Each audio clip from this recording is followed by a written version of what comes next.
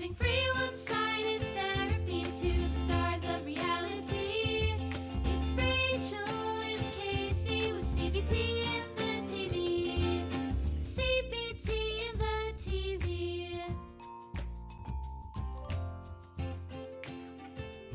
All right, hello darlings, dears, and fellow queers, and welcome back to CBT in the TV. As always, I am Kacie, not Rachel.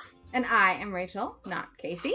And today we will be going over the super exciting Season 1, Episode 2 of My Teenage Wedding, which the episode is called Young, Crazy, and in Love.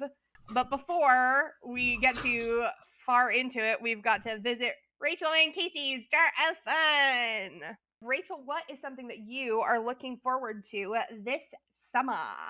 This summer, well, in a few weeks, I am in a musical production at an outdoor theater, and it'll be my birthday in the summer, and I'm going to be actually spending that in Pennsylvania with a very good friend of mine. I'm going up to New Jersey for a friend's wedding. All right, what's something that I'm looking forward to this summer? Just soak up as much of the Seattle area sunshine as we can.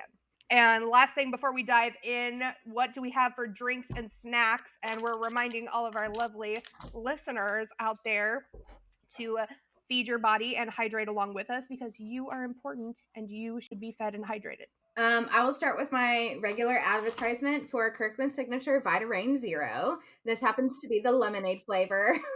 And it's perfect for enhancing all of those natural vitamins and minerals. This is not sponsored, Rachel. To prevent you from getting sick. Do that. You can take the girl out of Washington, but you can't take the Washington out of the girl. We will plug Costco till we die. And then for my snackies, I have Mott's. My daily dose of kombucha, and then my emotional support water bottle, because I found mine, by the way. I know she found hers. The mystery has been solved. We don't have to call it Olsen & Olsen Mystery Agency. They can stay home for dinner time. And if you don't get that joke, you might be too young to listen to our podcast. You can stick around, but you won't get a lot of our jokes. And then, of course, my stomach decided it didn't like me today, so we're having our spoony snack of teeter biscuits. Yes, I eat baby food. No, I don't care if you judge me. And now we get to dive into this episode. It is quite the thing. We open the episode in Chatham, not sure how they want it pronounced, Ontario, where we will be joining 19-year-olds Stephanie and Adam as they get ready to head down the aisle. We get our little intro overview of the episode where the happy couple tells us that their wedding's only 2 months away. I think we might be sensing a pattern in this show. I think they're probably joining them every couple about 2 months out from their wedding, but they need to tell us every time. Stephanie says that her parents are all for it, while Adam says that his family is less convinced, and we get a clip of Adam's mom telling us that she cried for days when she found out. Stephanie also lets us in on the couple's dirty little secret, which is that everything the two of them do is a drama. So clearly this is going to be a very smooth episode with no bumps in the road. And then we see a few clips of the couple squabbling and also getting into some conflicts with some friends. Totally age appropriate. They are 19. They're young. Are very their age, which is fine. That's what they should be. But it is a little worrisome heading into marriage. We then get the couple reciting the series' catchphrase, "People say we're too young to get married, but we don't care." Then the theme song starts to play while we get the feeling that we may be in for a bumpy ride. And we join Adam and Stephanie in their car on their way to get their marriage license. And they tell us that they are both excited, but their happy vibe is soon squashed when the two get into an argument over where to park the car when they arrive at the courthouse.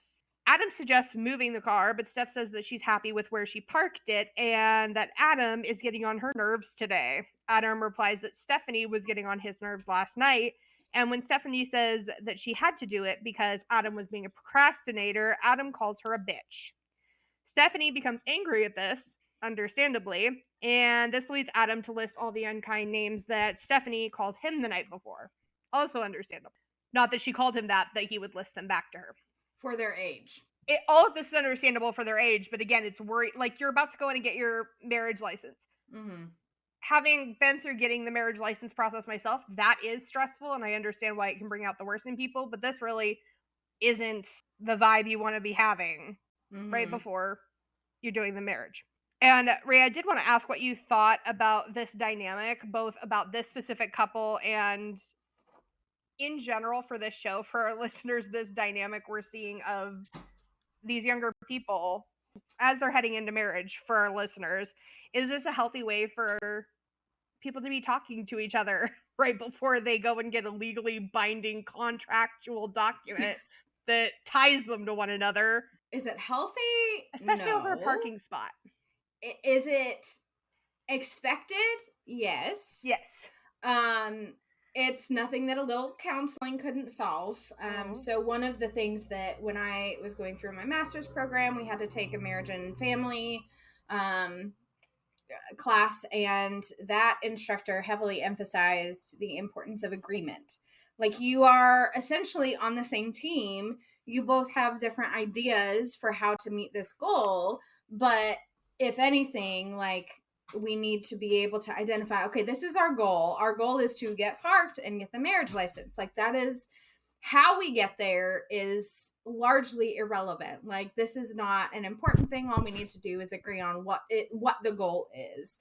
And remember that, like, you aren't on the same team. You are on the same team. It's not you against the other. It's both of you against the problem. Yep. And I just think they're not there. A lot of these kids are not old enough to have that understanding. And for what I think we've seen of some, not necessarily all of the parents, but some of the parents, I don't think they've had that modeled for them necessarily either. Well, I think especially for Stephanie. In interview, Stephanie tells us that everyone has been calling her Bridezilla because she's been really stressed out about the wedding and has been taking everything out on the people around her. Back in the car, Adam tells Stephanie that she's been calling him a lot of names recently and that he really doesn't like it, which I want to give kudos to Adam. His name's not Adams, it's Adam. I want to give kudos to Adam here for how he communicated this. Stephanie tells Adam that he hasn't been taking care of his end of the wedding planning and that this makes her really stressed out.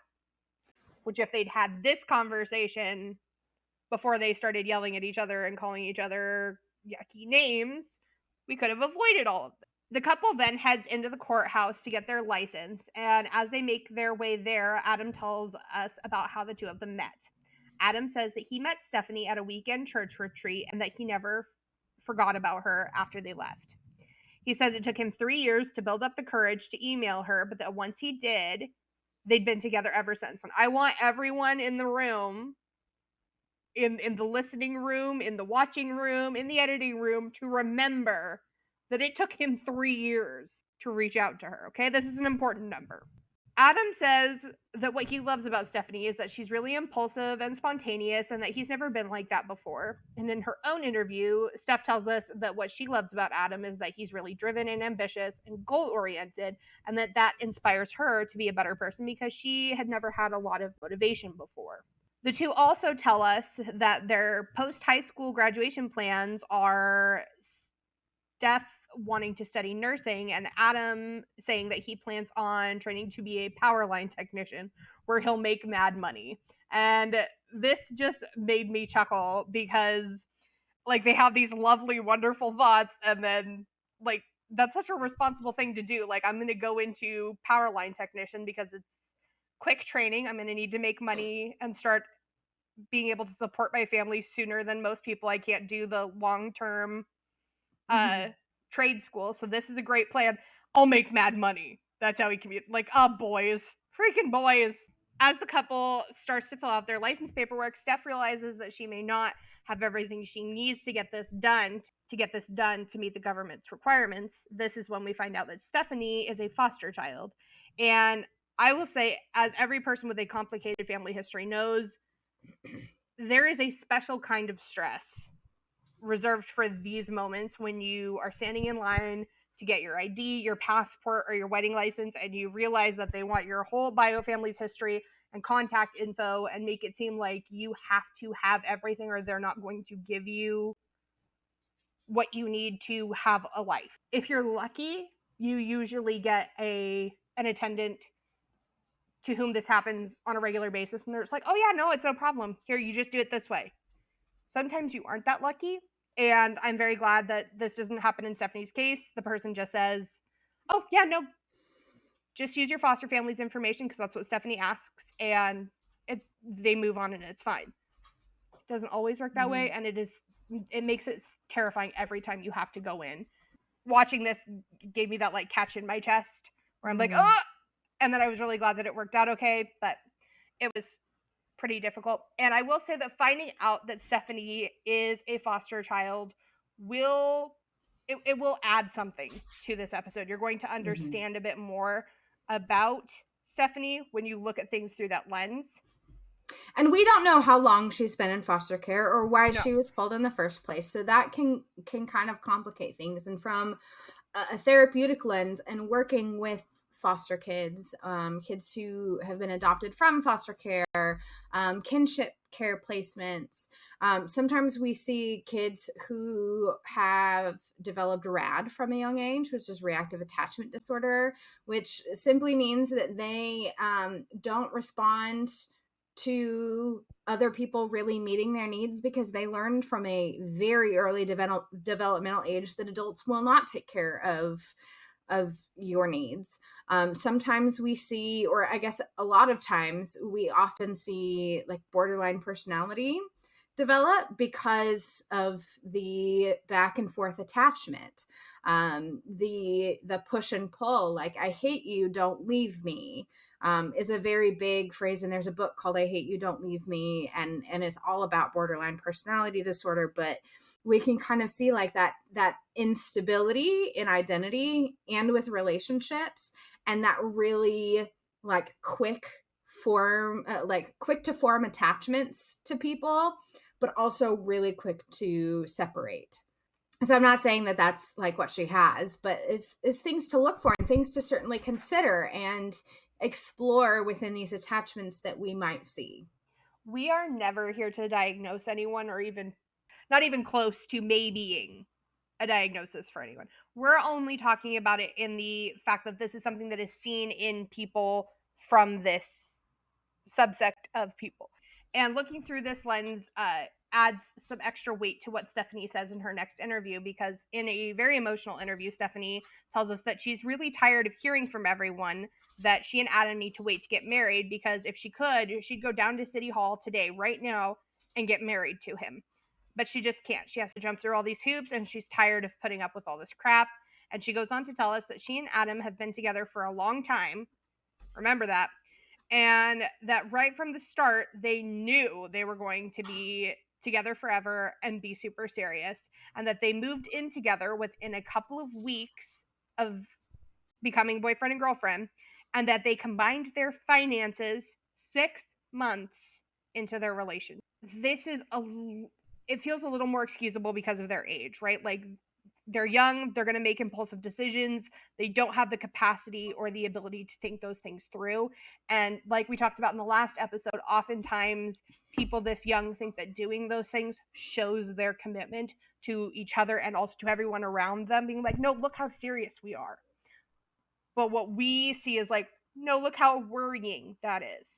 In this case, this is even more worrying because Stephanie has become so reliant on Adam that if they were to separate, it's not like Stephanie can just leave. We then join the couple back at their apartment where they're sitting on the bed with their cat, and Adam, not wanting the cat to be a part of this conversation in the moment, picks it up and tosses it off of the bed. Stephanie seems greatly upset by this and tells him not to throw the cat, and Adam simply responds that, dude, he's a cat, he lands on his feet all the time, so he'll be fine. And I'm not saying Adam is a person who abuses animals. He is a stupid teenage boy, and stupid teenage boys do the dumbest things on the face of the planet. But if you're considering marrying someone and you don't like the way they treat animals, I need you to listen so hard to that instinct and maybe just wait. I'm not saying don't marry them. I'm just saying wait a while, okay? I mean, having grown up with cats, having 2 cats of my own, like picking them up off the bed or off of the counter and kind of just like dropping them, letting them, or like a light toss, like that is, to me, that's, I don't mean any harm to them. They're cats. Cats aren't going to necessarily, unless they have a secondary illness, they're gonna be fine if you gently toss them off of a bed. So for me, like, my perspective is like, yeah, I mean, I would do that too, but there are other people out there who are like, never. Part of that is a matter of perspective, but it's also balancing how severe and significant it is. Like, if they're going to take it and toss it off of a roof, that might be a little bit different than tossing it off of the bed or off of the counter. If they're going to toss it off of a second floor balcony, like, no, we don't do that to animals. Stephanie then asks Adam if he thinks his parents will help with the wedding. And while I think most of our listeners and you and I, Rachel, both know what she meant when she said this, being, will they help monetarily or financially with the wedding? Adam says, what, like with money or just like help?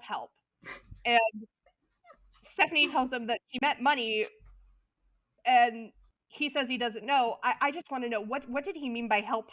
He's a poor, sweet summer child. Yeah, I'm just like, I just want to understand. I don't know. And the conversation ends with Adam and Steph deciding to invite Adam's parents for dinner to see about them helping with the wedding. Doesn't that just sound like a great idea? Always. Adam's parents arrive for dinner, and in interview, we find out that Adam's mom and dad found out that he was going to be getting married over the internet. I'm going to guess probably via Facebook from the way they're talking. Which might be why she was more offended. Yeah, like I'm imagining her scrolling through Facebook and seeing that the relationship status had changed to engaged. And I don't even have to be someone's mom to be upset that I found out about something like that over Facebook. Like, if Rachel ever got engaged and I found out about that over Facebook, to be fair, actually, you know what? I'm going to turn that around. Rachel found out that I'd gotten married over TikTok, and she was pissed. Rightfully so. We were conversating with the same person in a live, and I mentioned to my husband, and Rachel, who was also in the same chat, was like, "Excuse you." And our friend who's hosting the live is like, "Oh my God, Kacie, you're the drama right now. What'd you do?" So I'm not going to put this on Rachel. I did this, and it is shitty. Don't be me, and don't be Adam. Me and Adam, we're the same guy. Don't be us. In a separate interview, Adam tells us that they seemed surprised and asked him why he hadn't told them first. And he said, because the very first thing you said to me was that you're too young. And he just kind of rolls his eyes.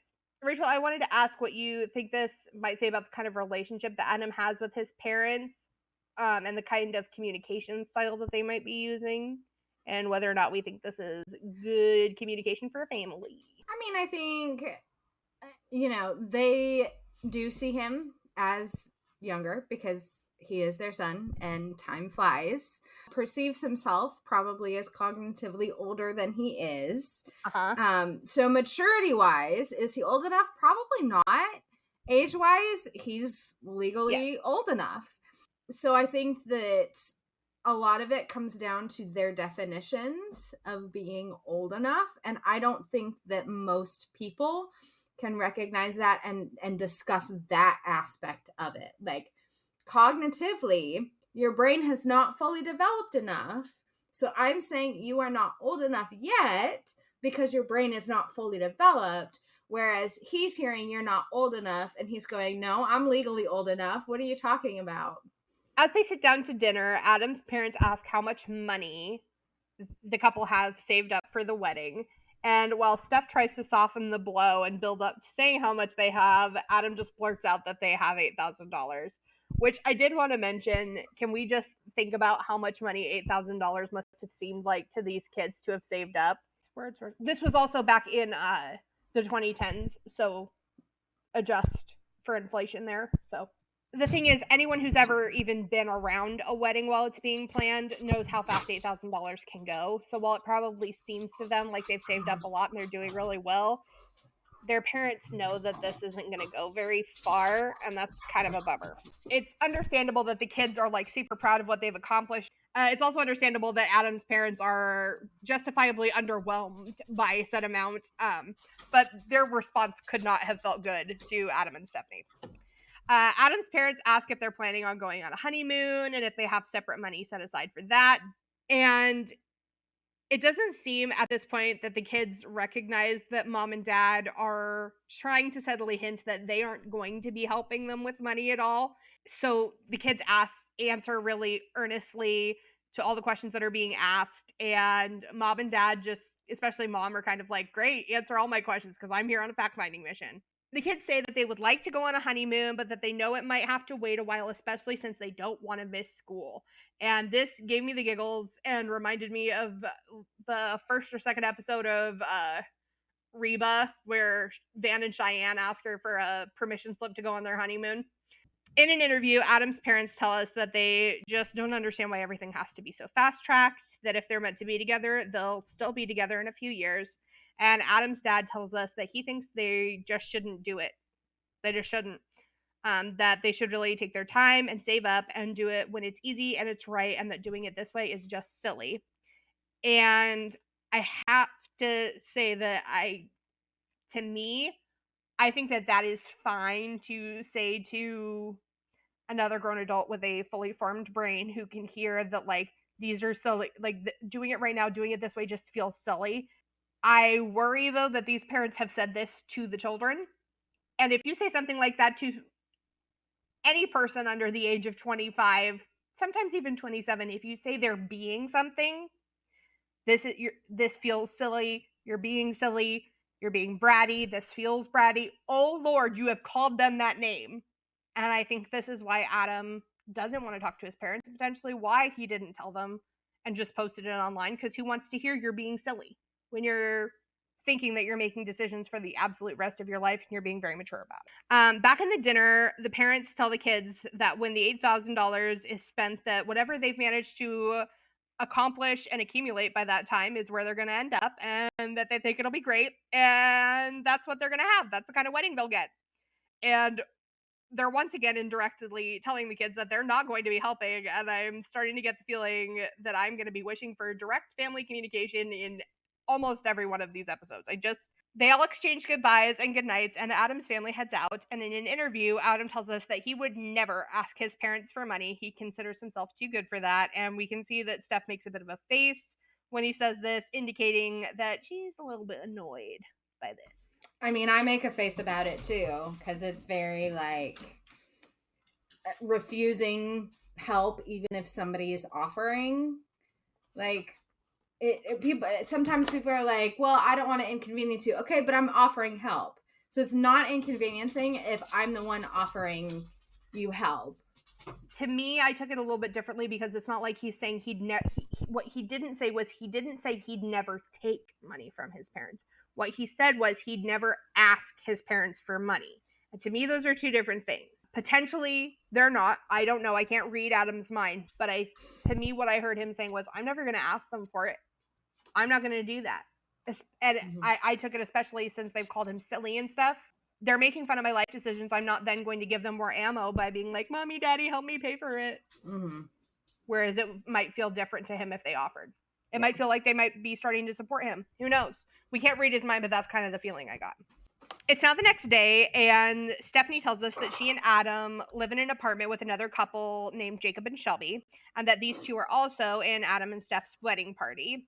Stephanie then tells us about another key character in this story, her childhood best friend and maid of honor, Sam. Steph tells us that the two have been best friends since grade school, which was super long ago, guys, and that in 6th grade, they made a promise to one another to be each other's maid of honors. And I want everyone to remember that if you want to have your 6th grade best friend be your maid of honor, that is a beautiful and lovely thing. But do it when you want to and not when you feel like you have to, because we're about to hear a lot of stuff where it feels like these two are just doing it because they feel like they have to honor a promise they made to each other in the 6th grade, which was only 6 freaking years ago anyway.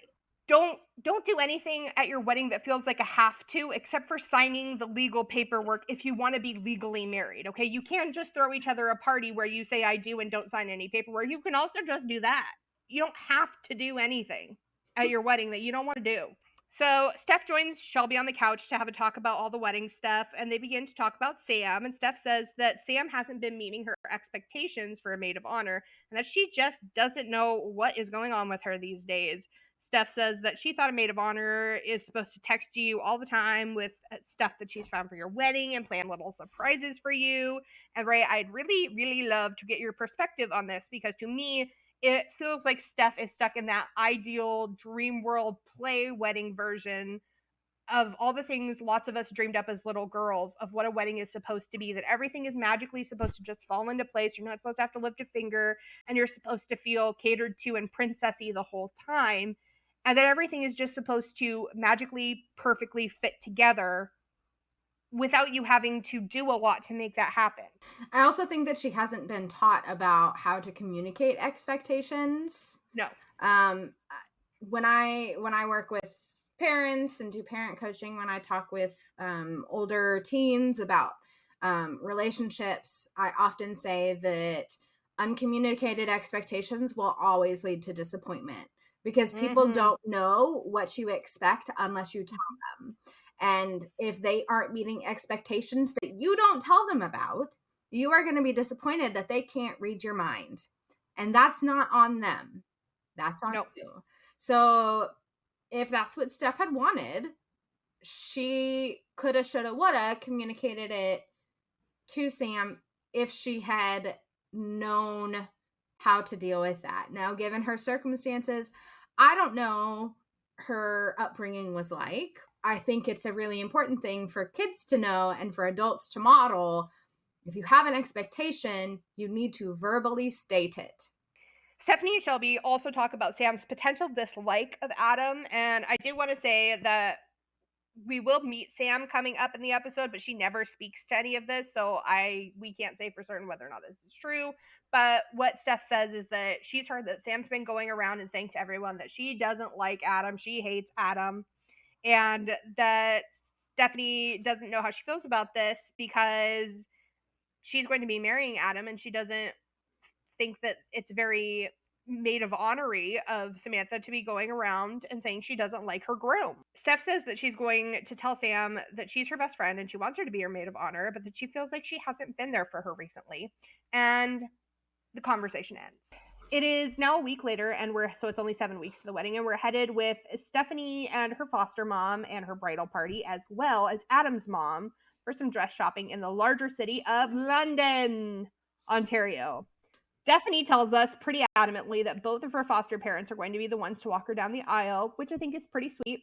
And in an interview with the foster parents, Steph's mom said, she calls her mom, she doesn't call her foster. In an interview with the foster parents, Steph's mom says, who's to say the marriage won't work out? She was young when she got married too, so who's to say they aren't meant to be together?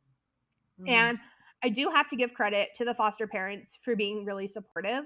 I think that this was probably the best take that the foster parents probably could have made, because if they started judging Steph, that's going to leave Steph resourceless, especially with the entwined finances and the age and her history. And the history. Are there resources available, especially in Canada? Yeah, probably. Would they be easy for Sam to figure out how to get to them with no family and no community? Absolutely not. So am I glad to hear the support and the community she has around her?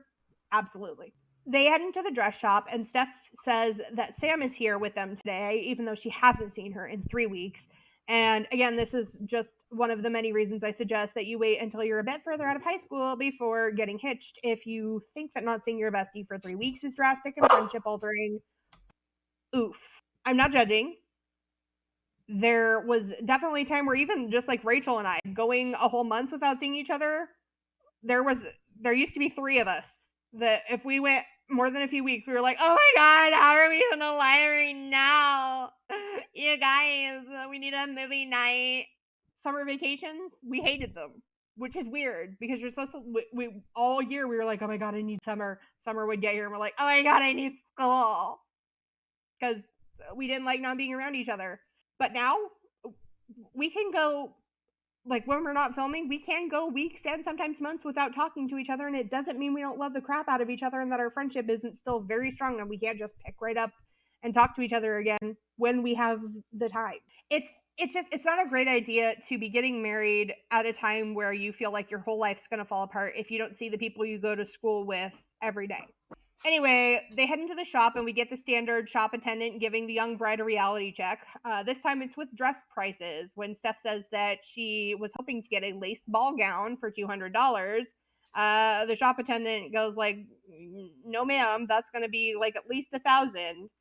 And Steph's foster mom steps in and tells Stephanie that if they find the dress that Steph really wants, she and dad will pop right in and help pay for it because they were going to help pay for the wedding anyway. To me, the best part of this clip is that Adam's mom is in the background of the shot for the whole thing, and she has zero poker face for the whole interaction. Production did her so dirty because she looks smug when the shopkeeper tells Steph to think again about the price. She looks annoyed when Steph's mom says that, of course they'll help. They were going to help anyway. Anyway, it's so funny, and it sets up some of the stuff that she's going to say later at the wedding. Just like Stephanie starts trying on dresses, and while she seems really hyped on the first gown we see her in, which is technically that one was my favorite, she gets no reaction from her friends and her family about it until who should open their mouth but Adam's mom to say she really doesn't like it. And maybe production made her say this. Either way, production just really made her look like the turdiest of turds on this, the day of Stephanie's cat's quinceanera. So Steph tries on a couple more dresses and just nothing seems to be working, and it's at this moment that one of her bridesmaids, whose name is Danielle, points out a dress that she had noticed while they'd been waiting, and she tells Steph all the things about it that make it the perfect dress for Stephanie. And in an interview, Stephanie tells us that she and Danielle get along really, really well. They're super alike and they're so similar that it's like they're twins that were separated at birth. And that Danielle, having found her perfect dress, is how she knows that Danielle was meant to be the person who's supposed to be her maid of honor. Stephanie tries on the dress. It works perfectly. And when she sees herself in the dress, she starts to cry and says she knows that this dress is the one. And the day ends with Steph getting hugs all around while telling us in a voiceover that she's going to be asking Sam to step down as her maid of honor, but she isn't sure how that's going to go. And I, based on how the communication all of the way around has been happening in this episode, I can tell you how I think it's going to go. I just Not well, she picked the dress, so it was meant to be that she's my maid of honor. Like that to me, that I'm like, that's a little much. I don't think that being a maid of honor is qualification, or picking a dress is not qualification to being maid of honor. No, it's very developmentally appropriate to me. Like this seems very much like something a 19-year-old would do. For sure. Yeah, it's giving very much like, oh, when you said that, I knew you were my real best friend. And yeah. Anyway, we jump forward a bit, and it's now only 3 weeks to the wedding, and we join the whole bridal party at a bar where Sam is raising the toast to the bride and groom. And while the groom and the groomsmen head off to shoot some pool and chat over there, Stephanie and the girlies chill at the table with their drinks, talking. Stephanie tells the girls that she expects the whole wedding party to plan their bachelor and bachelorette parties, which in Canada are called stag and doe parties, like a male and a female deer, and that she wants the parties to happen kind of right before the wedding. We notice that Sam gets a little flustered by this, like she may be feeling anxious about planning a whole party, which gives us the sense that even though it's been 4 weeks since we last saw them, Steph has not taken the time to talk with Sam about stepping down from her role as maid of honor. In an interview, Sam tells us that she isn't sure how she's going to pull all of this off, that she knows most people have pretty big expectations for their bachelorette party. I think she's also kind of hinting like, listen, Steph's had big expectations for everything I've been supposed to be doing as maid of honor, and I haven't met any of those expectations. Lord only knows what this would entail, and I'm not going to be able to do it. and that usually you would have a couple of months to get everything ready for a party like this, not just a few weeks. And she also says that Stephanie's been freaking out a little bit lately and that she hasn't been responding to any of Sam's text messages, and that when Sam asks her about this, she just says that she hasn't been getting her texts, and that while Sam wants to believe her, it's getting harder to do so, and she just doesn't know what to do. All of this sounds very age appropriate, but super stressful given how close we're getting to big events like bachelorette parties, if there's going to be a bridal shower, and then the wedding. Back at the table, Sam mentions her discomfort with the tight deadline for the party, and Stephanie just sort of looks at her like another one of those, like teenage. In her own interview, Steph tells us that these are the kind of things that Sam agreed to when she agreed to be her maid of honor. And I just really want to point out that I don't think that Sam knew that this was what she was agreeing to all the way back in 6th grade. I mean, you can't be complicit with a contract when you don't know what the contract contains.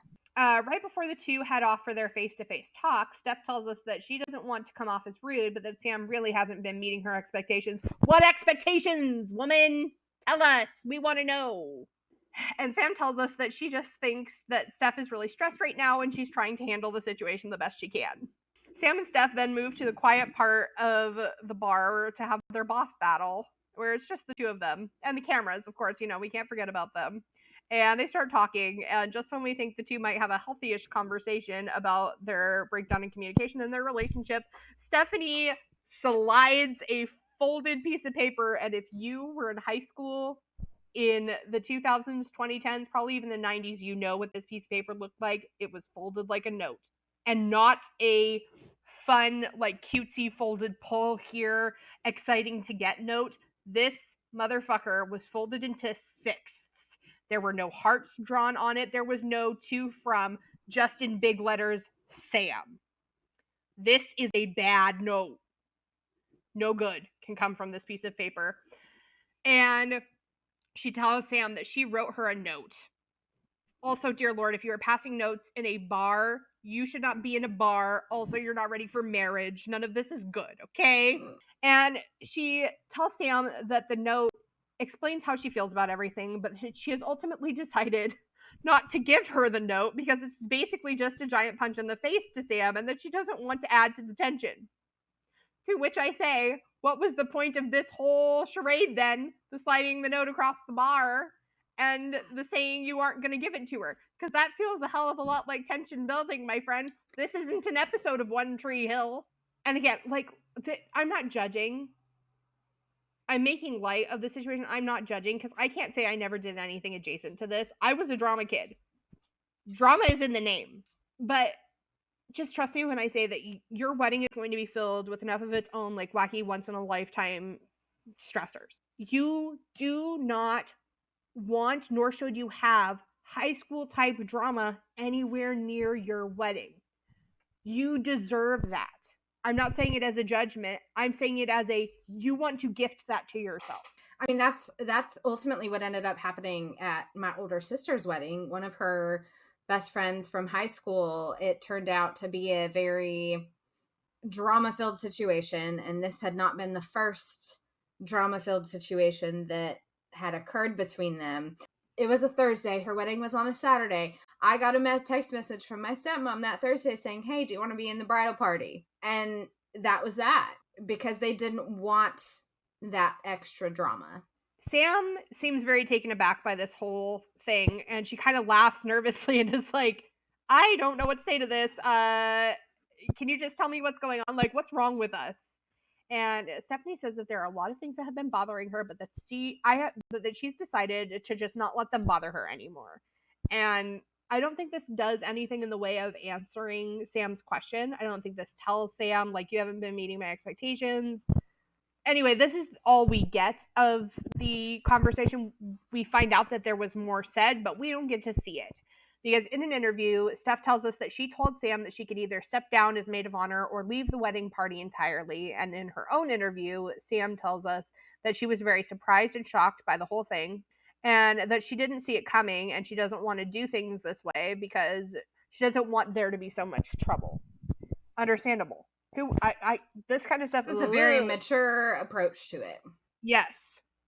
And she does appear, from what we see on camera, to be taking the higher road. It is now a week later, and while Stephanie had originally said to her wedding party that they would have a few weeks to plan the stag and doe parties, that somehow ended up turning into just a few days to plan them, because she only said that a week ago, and the couple are now currently getting ready for their shindigs. And let me just say, if I were Sam, I would be thanking my lucky stars that I got out of it. We learn that Adam and Steph's parties will be separate, but that they're also both being held on the Canadian side of Niagara Falls, which is kind of done up like like Pigeon Forge, Tennessee. It's not quite a Las Vegas, but it's highly touristy. You could get into some trouble if you wanted. We also find out that Stephanie's hesitant to let Adam out for the night, and she tells us that the two of them have never spent a night apart in their whole relationship. Ooh, it's giving codependency. And she also thinks that Adam's friends are a bad influence on him and that they're going to make him do something stupid. No, ma'am, no one can make anyone do anything else if they want to do it. Anyway, this whole thing is giving codependence, and it's giving it in a way that only toxic teen relationships can. Adam's bachelor party gets underway with his friends outfitting him with a t-shirt that has a list of tasks he must accomplish before the night is up, and that's the only way they'll release him from his bachelordom. Meanwhile, Stephanie kicks off her party with her friends at a tattoo parlor where she plans to get some new ink in honor of the big day. She does make a point of showing us that this isn't her first piece and tells us that her first bit of art was a matching tattoo that she had done with Sam for her last birthday. Stephanie tells us that Sam won't be joining them for the bachelorette weekend, and that if she wants to be like this and avoid her, then that's just fine with her. Which we can hear in her voice, though, that like she recovers when she says, if she wants to be like this and avoid me, that's just fine. Like we can hear she's recovering, like she's trying to put on a face.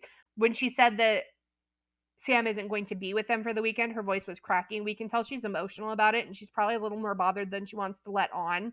It's protective. While Steph finishes getting tatted up, Adam heads out with the boys in his shirt and a Macklemore-esque coat and 2 handles of liquor, one duct taped to each hand, a la Edward 40 Hands style, if you knew what that was back in the day. Adam tells us in an interview that he feels like Steph trusts him, but that in the real world it's not totally unheard of for alcohol to lead to some pretty bad choices, and then production follows this up with a clip of Adam slamming back a few shots at the bar. All inked up and ready to hit the town, Steph is now back at the hotel with her bridesmaids, where she's supposed to be getting ready to go to the club, presumably to get high like a G6, like we all did back in the day. But things are halted on the runway to fun, and it doesn't look like they'll be getting cleared for takeoff anytime soon because the bride is crying and has locked herself in the bathroom. Steph tells us that the girls took her phone and that the guys took Adam's phone, so now the two of them can't spend the whole night texting each other, and that they've never spent a night apart.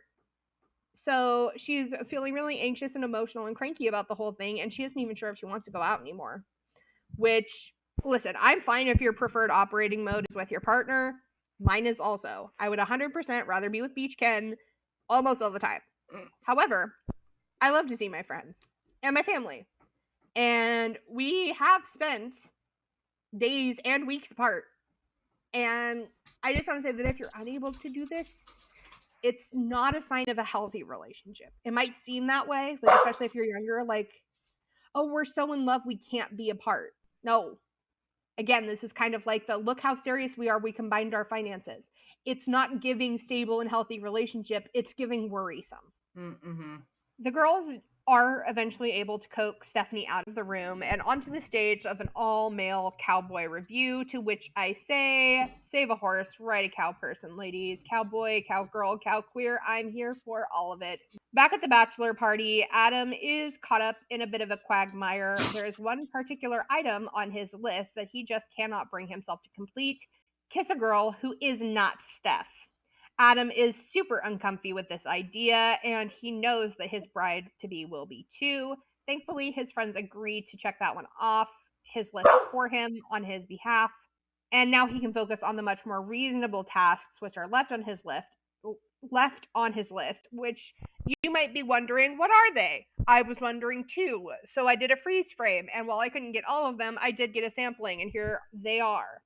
Moon a bouncer, flip off a cop, motorboat, some number of boobs. I don't know how many he had to do.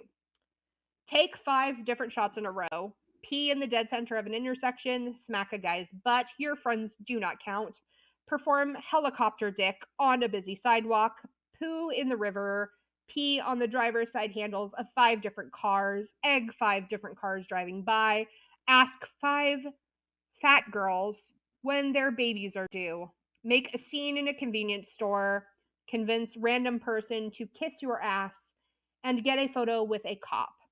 To which I say, if these are the acceptable and comfy options on the list, do less, everyone. Please do less. I mean, so age appropriate, though. Like 19-year-old boys, 18, 19-year-old boys, they think that stuff's hilarious. Yes. It's very age appropriate, but it like, am I glad that Adam set some boundaries for himself here? Absolutely. Do I wish that some of those boundaries included not making comments about femmes' body types and sexually assaulting people? I really, really, really do. Like, I'd be so much happier if I could say that he was uncomfortable with even just 2 of these things. After the boys agree that Adam will not have to complete the kissing quest, they realize that they've arrived at an intersection, and while a couple of them excitedly yell that they can do the peeing thing right now, Adam is too busy throwing up and losing his ability to walk, so another one of the boys throws him over his shoulder, firefighter style. And then we head off to rejoin the bachelorette party, where Stephanie is still vibing with all the cowpokes. Oh, sorry. The girls eventually make their way out of the club, and who should they happen to run into? Why, it's the boys! Who would have ever have seen that coming? I mean, this definitely doesn't stink of production all the way home. I was going to say that. Wow, such a coinky dink. Steph runs right into the arms of a still very intoxicated Adam, and they all pile into a knockoff Hummer limo. Listen, did we tell you about the Hummer limos everywhere, or did we tell you about the Hummer limos everywhere? Steph asks Adam if he had a good time and if he's ready to get married now, and Adam says that his groomsmen threw him one hell of a party and he is definitely ready to get married now. We jump forward again in time, and it is now the day before the wedding, where we join Adam and Stephanie at their apartment. Stephanie asks Adam if he has his vows so she can get everything together, and Adam jokes that he's just going to play it by ear. And this isn't the joke to make. Oftentimes your officiant will require seeing the vows if you're doing personalized vows before the wedding. Otherwise, you're going to get stuck doing the do you take so-and-so or do you take so-and-so. You don't get, they have to see them. There are things you have to say to make it legally binding. And we already know that Stephanie has had trouble in the past getting him to do the things he said he'd do on his end of wedding planning. Also, she's had a short fuse for anything wedding planning related, whether or not it was her responsibility or someone else's responsibility, or she just thought the magic wedding fairy came and took care of it. This is not the joke to make, especially not less than 24 hours before the wedding. Adam does eventually tell Steph that he does have them. They're just spread around the house on different, scratch pieces of paper, which, hey, however you creative flow is however you creative flow, bro, but this was not cool. The couple also tells us that they heard from one of their friends that it is way more romantic if you don't kiss 3 days before the wedding, so they're not kissing 3 days before the wedding, which this gave me such oh guys, that's so cute that you think it's not kissing, that it was supposed to be not kissing 3 days before the wedding. I'm pretty sure that's not how that started out, but this is so age appropriate for y'all. Adam tells us that he's a little nervous about them being able to pull everything together with the wedding being less than 24 hours from now. And Steph tells us that she's been in contact with Sam, who has said that she will not be coming to the wedding because she can't watch someone else take her place. And Steph says that she doesn't have time to chase after Samantha. She has a wedding to put on. If Sam wants to show up, she will. I feel like production probably asked her to talk about Sam, because otherwise, why are you bringing this up? It is now the big day, and we join Stephanie in the bridal suite, where she is getting primped and prepped for her stroll down the aisle. Stephanie tells us that she has a bit of a short fuse today. Oh my god, shocker. Because she just wants everything to be perfect. Wow, you don't say. Not at all sensing a pattern here with you, sis. After her appointments with the hairstylist and makeup artist, Steph tells Danielle, I'm going to text you something because I don't want to say it out loud. Again, this just gave me so much flashback giggles. Announcing to someone you were texting them before you texted them is, and it's extra funny to me that we did it, especially back then when most people had their sound. Danielle then tells us in an interview that Steph has been on the verge of a breakdown all morning, and we then find out what the text to Danielle was most likely regarding. Steph does not like her makeup. Steph ends up talking with the makeup artist and tells her that she doesn't know what she wants. She just does know that she doesn't like what she currently has. And the makeup artist tells her that she can't fix what's wrong if Steph doesn't tell her what it is. And I feel like this might be another case again of Steph thinking that someone in her wedding was supposed to magically do everything perfectly with no guidance or feedback, because Steph doesn't realize that most brides put in a lot of time and research and effort around their hair and makeup for their wedding. I was going to say, she also sounds like, or seems like, there's a difficulty with confrontation, with being able to self-assert. She didn't want to say, hey, I don't like this, but she also doesn't really know what she wants. And a lot of that very much, one, developmentally appropriate, but two, we see that a lot with kids who have experienced trauma, especially chronic trauma. I just wish someone had come. It's kind of like the Paige thing from Dance Moms. Like, I wish someone had come up alongside Paige and just been like, just play the Lady Gaga song in your head. The whole thing's avoidable. I wish someone had just come up alongside Steph and been like, hey, honey, you've gotten ready for prom before, right? Did you just show up to the salon and magically expect the person to know how you wanted your hair done for prom? Or did you have an idea before?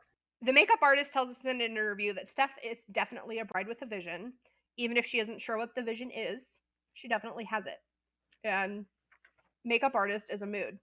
We then take a moment to visit with the groomsmen, who have, of course, gotten themselves ready in what seems like the blink of an eye, because, mask beauty standards do be pretty different a lot of the times, especially in the 2010s. If you had the swoopy Bieber hair, you're ready to go. You don't have to worry about nothing. And everyone is magically now ready for the big moment. Steph's hair and makeup has sorted itself out, and we're ready to go. Do we know if she got what she wanted? No. Or if she just got over it? Nope. We have no idea, but everyone said it down the aisle. We get a few more shots of the ceremony than we did in our last episode. Like, for instance, we get a shot of Stephanie getting emotional and fishing some tissue out of her cleavage. Is this heavily relatable as a similarly big-boobed biatch? Abso-fucking-lutely. Do I want you zooming in on a teenage girl doing it and then plastering it all over national TV? Fuck no. We get to hear the couple's vows, not vowels, vows. So there are vowels in their vows. Adam promises to love Steph through richer and poorer, and then even poorer than that when she goes shopping again, which garnered some chuckles from the crowd. But he also says that she brings out all the best things in him, and that he thanks her for choosing him and can't wait to spend his life with her. Steph has written her vows like a fairy tale, which, while I think is cute, I also think is a bit telling about where Steph is developmentally, both as a human and in their relationship. She tells us that once upon a time, there were two kids who met at a church retreat, and that 4 years later, they stand here before you getting married. Now, remember when I told you to remember that Adam said it took him 3 years to get up the courage to message Steph. What's 4 minus 3, friends? 1. Friends, I really gotta say that I've watched this episode a few times. I'd seen this show several times before I suggested to Ray that we cover it. I'd seen this episode a few times, but this is the first time I really went through and analyzed it. And this made me go back and check some things. And when I realized that Adam had said it took him 3 years, this just broke my brain. This broke me, because the idea that they have been together only for a year, moved in together within like the first couple of weeks, combined finances within 6 months, and then that means that 6 months later now they're getting married. I am sorry, what the hell. Anyway, the ceremony wraps up. Adam kisses the bride, and then we get a word from our sponsors, not for this podcast, but for the children, the parents. We get a word from the parents. Adam's mom says some really touching words. She says, well, here I am holding their marriage certificate. She's holding it up to the camera. It's pretty awesome. I didn't cry. I told myself to think happy thoughts. Just, this woman is absolutely unhinged. What she says is hilarious, but like, your kids aren't going to want to talk to you anymore, okay? Steph's mom, however, is very emotional and tells us that she's so happy for them. She thinks it's wonderful and she's so excited for their future together. And all I'm going to say is, I wonder who these kids are going to want to spend the holidays with and who they're going to tell first if they have a baby. I'm going to give you 3 guesses, friends, and the first 2 do not count. We head to the reception where we find out that Sam did show up. She and Steph have a very nice huggy reunion where Sam tells Steph that of course she never could have missed her best friend's wedding. Sam tells us in an interview that she knew that she needed to kind of get over herself, that this day wasn't about her, it was about her best friend. And Steph tells us that she knew that Sam was going to come. It didn't surprise her at all. Everything seems to be coming together perfectly. Everything seems to be getting wrapped up in a nice little bow for the end. But wait, what's that? Steph's gotten word that the staff at her open bar are checking IDs. How dare they? What the hell? She didn't hire them to do that. Don't they know that she only invited people who are old enough to drink, and that obviously not everyone's going to have their ID on them? They're in formal wear. If your clutch will only hold your sidekick and your ID, or your sidekick and your lip gloss, tough choices must be. Like, look, I know I'm being a little over dramatic here, but Steph does get mad at the bar staff for doing their legally required duty, and her friends, of course, in true teenage fashion, hype her up to go yell at them. Like, I mean, they hold her dress and walk with her. As the credits roll, we get some more shots of the activities that happened at the reception. Again, we get to see the bouquet toss, we see more of the guests dancing, and of course, it's not enough that we have to see the garter toss. What do we get to watch? Adam retrieve the garter, because it would not be an episode of reality TV if we didn't eke in as much exploitative content of children as possible. Are they legal adults? Sure. Does it feel like you're watching 2 children perform a yucky act on TV when they show that? Abso-fucking-lutely. And that is the end of season 1, episode 2 of My Teenage Wedding. I don't know, Ray. What do you think? I think there is a lot of developmental considerations. I think that there is a lot of trauma and attachment based behavior, and there's a lot of growing opportunity that those kids have. I think our hot button topics for this episode are codependence, secure attachment, and healthy relationship models. We will definitely have some resources for that. There's in our link tree. An attachment quiz that I posted that will help you kind of determine your attachment with your mom, your dad, your partner, and just people in general. Oh, I don't know. What are our takeaways from the episode, Rachel? What's your takeaway for today? Unspoken expectations will always lead to disappointment. And I think mine is, once again, please allow yourself the time and space to wait long enough to get married to where you don't feel like any of the things you promised yourself in high school are something you still have to live by. They're a have-to thing. It's so much more worth it. You deserve the chance to grow. Anyway, I think that about wraps it up for today. We appreciate you hanging out with us, and we look forward to seeing you next time. As always, I've been Kacie, not Rachel. And I have been Rachel, not Kacie. And we'll see y'all next time. Bye! CBT in the TV is hosted by Rachel Sprague and Kacie Campbell. Our show is produced by Rachel Sprague, Kacie Campbell, and Yakov Paley. Editing by Yakov Paley. Our theme song was written, composed, and performed by Emily McNally. Please join us on Instagram and TikTok at CBT in the TV for even more fun and access to the resources mentioned in today's episode. Thanks for joining us.